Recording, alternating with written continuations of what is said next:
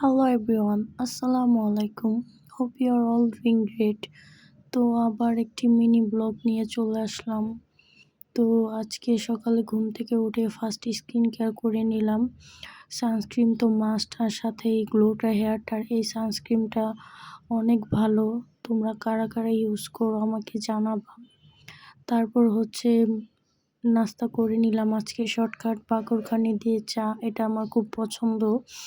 তারপর ব্যালকনিতে চলে আসছি গাছ দেখার জন্য। আর এখানে হচ্ছে এই তো আমার সোফার কভারগুলো লাগাতে হবে, এটা যে কি কষ্টের কি বলবো।